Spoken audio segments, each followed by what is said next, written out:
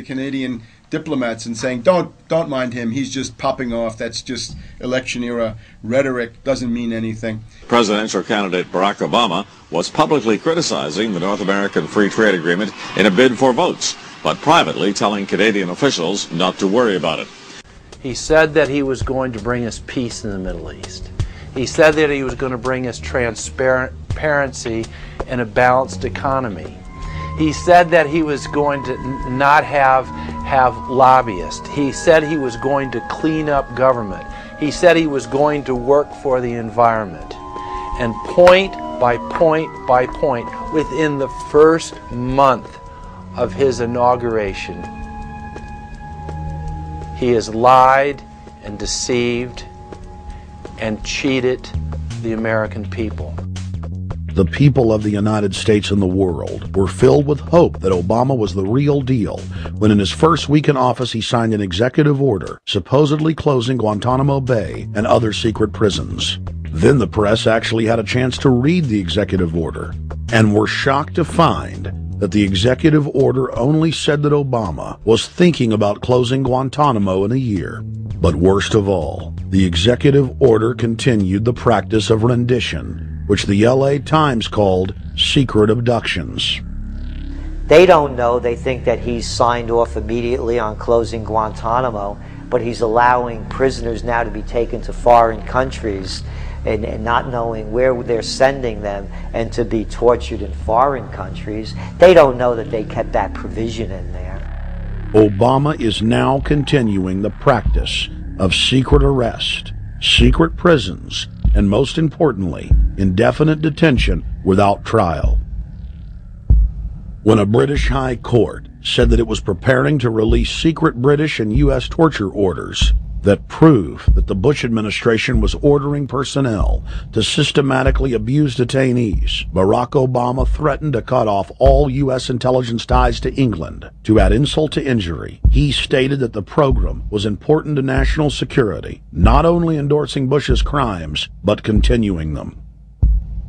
Obama voted for a reinstatement of the Patriot Act. And by his early deeds already, again, as we saw with the issues of retention, he's willing to send people that have been charged with nothing to be tortured to so-called get the truth out of them. If the makers of this film attempted to cover all of Obama's lies, this documentary would never be released because there are new ones every day. So in the interest of time, we're going to cover one more big one. Barack and his handlers made the cornerstone of his campaign, keeping lobbyists and donors out of his administration. Within hours of being elected, Obama did a 180 and filled the White House and federal government with lobbyists and donors at all levels. Obama picked William Lynn, the top lobbyist for Raytheon, to fill the number 2 position at the Department of Defense. Timothy Geithner, former president of the private Federal Reserve Bank of New York, was picked by Obama to be Secretary of the Treasury. Geithner promptly crammed the Treasury Department full of lobbyists, like his Chief of Staff, Mark Patterson, formerly the top lobbyist at Goldman Sachs. Obama appointed top lobbyist to the Saudi royal family, George Mitchell, as the lead Middle Eastern envoy. Obama appointed the king of Wall Street lobbyists, Leon Panetta, to head up the CIA. Obama tapped Tom Daschle, top lobbyist for healthcare firms, to run the Department of Health and Human Services, and the list goes on and on. Then, 3 weeks into his administration, Obama launched a new lie, more outrageous than the previous. With Academy Award-level conviction, he said that he was upset about the banker bailout, which his own Chief of Staff, Rahm Emanuel, another former Wall Street executive, had engineered. Obama said that he had signed an executive order capping the CEO's salaries of those who had taken the bailout money. There was just 2 problems. All the major banks and brokerage firms were exempt, and the new order only dealt with any future bailouts. And those were to be on the honor system. What gets people upset, and rightfully so, are executives being rewarded for failure. AIG, Bank of America, and Citigroup, which have received billions in bailout money, don't fall under this plan. Only banks negotiating future agreements with the government will be restricted. But this appears to be built on an honor system, and White House Press Secretary Robert Gibbs had a hard time explaining how enforcement would work. Well, let me get, I will get clarification from Treasury on that. Generally speaking, this is already the biggest liar and the biggest disappointment that we've seen in recent history. And again, qualitatively beyond the rather low standards set by Bush the Elder and Clinton in terms of delivering on promises. Bottom line, Obama is a fantastic actor and an even better liar. His track record is clear. He has done the opposite of everything he told the people he would do. They'll make up one lie after another. And if you believe these people, knock yourself out. I don't believe a word they say.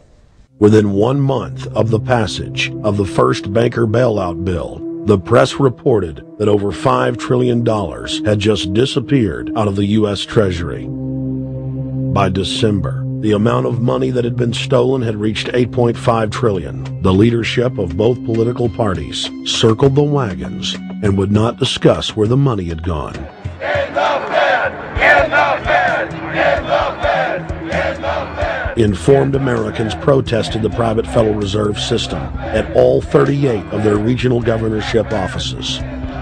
Arrest Bernanke and Paulson! Arrest all the criminals that stole the banker bailout money! It was refreshing to see people standing up against the real power structure, not being distracted by the elite's frontmen like George W. Bush and Barack Obama.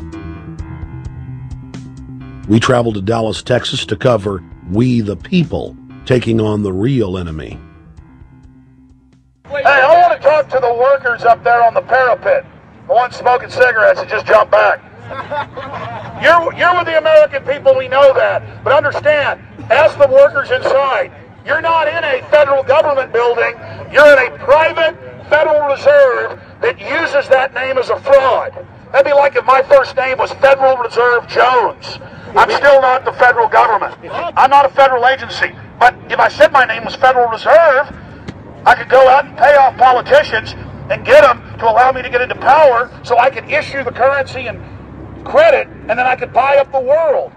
That's what these criminals have done. A lot of people think that the Federal Reserve is already part of the government. They're not. It's controlled by cliques of unelected, unaccountable bankers meeting in secret. Most of these people have never even been through the formality of a Senate hearing or a Senate confirmation. They claim that they're part of the U.S. government. They masquerade as if they were part of the U.S. government. But in reality, this is a purely private operation. Jackals, hyenas, raptors, all of them loyal, not to the American people, but to the Wall Street banks, which is where most of them come from. Everyone is pointing to Barack right now, President Obama, as saying, you got to get the economy together. You got to get the economy together. When in fact, the president has very little to do with the economy. It's the Federal Reserve chairman that at least sets the policy. That's a privately owned company, the Federal Reserve Bank. They set the agenda. These guys are masquerading as a federal institution. They are a private banking consortium, and this is their front, their holding company. The Federal Reserve is not federal. It's a front for a private banking cartel. That's on record in congressional testimony, and they're the ones orchestrating the economic collapse we're seeing right now, so that's why we're here. While at the In the Fed rally outside the Federal Reserve Bank in Dallas, Texas, we spoke with Ron Paul's brother, Wayne Paul. 1913, the Federal Reserve Act was passed, floor of the House, where 3 members of Congress were on the floor. At that time, they only needed a majority of votes to pass it. So in 1913, the Federal Reserve Act was passed. 20 years later, 1933, under Roosevelt, the United States was declared bankrupt. And in 1933, the Federal Reserve private bank says, okay, USA, what are you going to pledge as collateral on the debt you owe me?